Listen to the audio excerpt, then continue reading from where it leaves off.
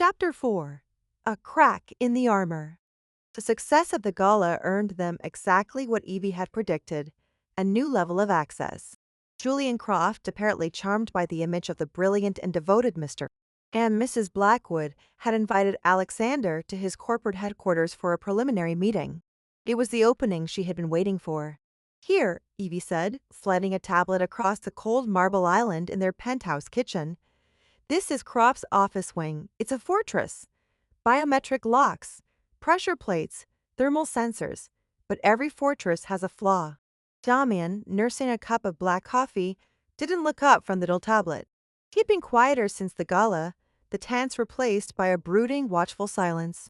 The memory of their dance hung between them, the feel of his hand on her bare skin, the confusing whisper of his backhanded praise.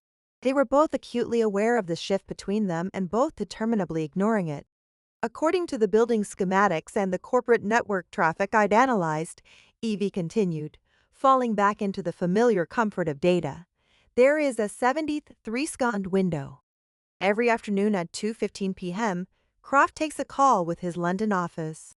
He leaves his personal study and uses a secure conference room down the hall. At the same time, the guard on his floor, Henderson, takes his designated restroom break. It's the only time the corridor to the office is unmonitored by human eyes." Damien finally looked up, his gray eyes narrowed. 73 seconds isn't enough time to bypass a lock and plant a clean bug.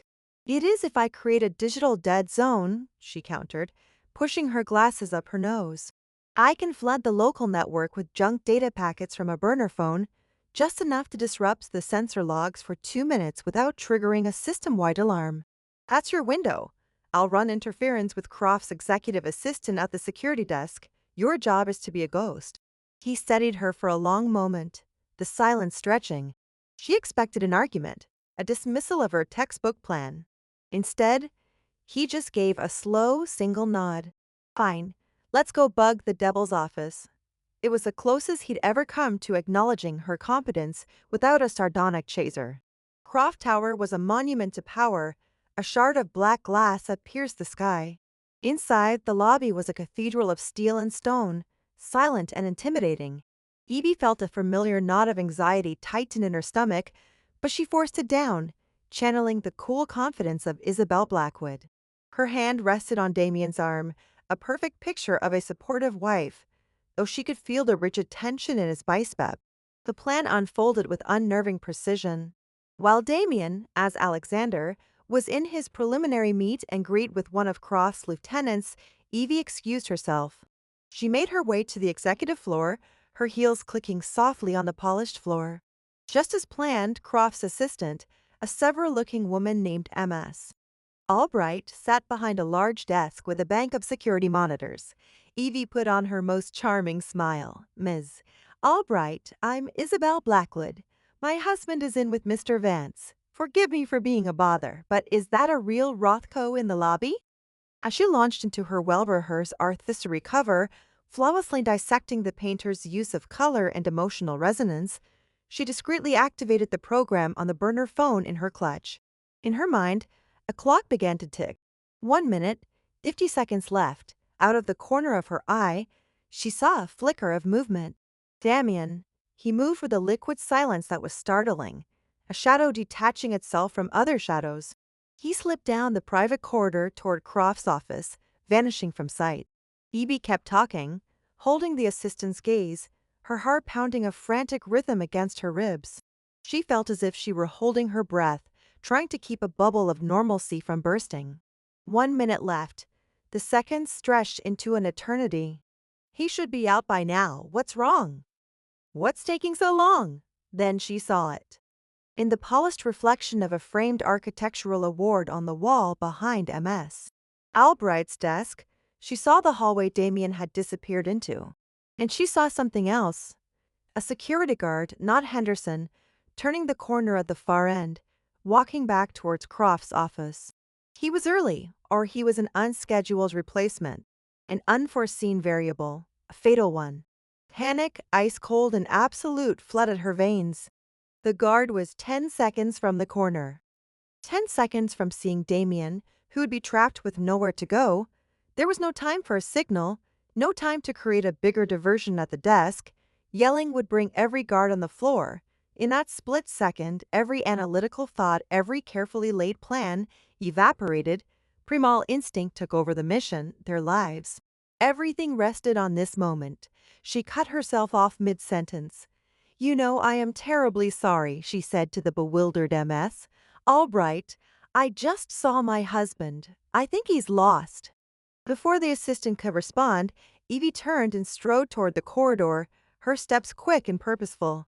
She saw Damien press into a shallow alcove beside the office door, his body rigid, his expression grim. He'd seen the guard. He knew he was trapped. His eyes widened slightly as she marched toward him, a silent question in their stormy depths. She didn't hesitate. She didn't think. She acted. She reached him, grabbed the lapels of his expensive suit jacket, and hauled him forward, away from the wall. And then she crushed her mouth to his. It was a collision, not a kiss. A desperate, frantic act of survival. Her mind was screaming a single, frantic order: sell it. Make him believe it. For a terrifying half-second, Damien was utterly still, his body rigid with shock beneath her hands. Then, as the guard's footsteps grew louder, understanding dawned. And he responded. His reaction was instantaneous and overwhelming. One of his arms snaked around her waist, yanking her flush against the hard wall of his body, stealing the air from her lungs. The other hand plunged into her hair, cupping the back of her head, tilting it to deepen the angle. The kiss transformed. What began as Evie's desperate gambit became his absolute possession. His lips were firm, demanding, moving against hers with a raw hunger that had nothing to do with the performance and everything to do with the tension that had been simmering between them for days. The staged act of passion became terrifyingly real. Adrenaline and something far more potent surged through Evie. She forgot the guard, the mission, the bug. She forgot everything but the shocking, undeniable reality of Damien's mouth on hers, the possessive grip of his hands, the solid heat of his chest against her own. Her fingers uncurled from his jacket and clung to his shoulders. Through the blood pounding in her ears, she heard the guard's footsteps slow. A low chuckle. "Whoa, sorry folks." Didn't see anything.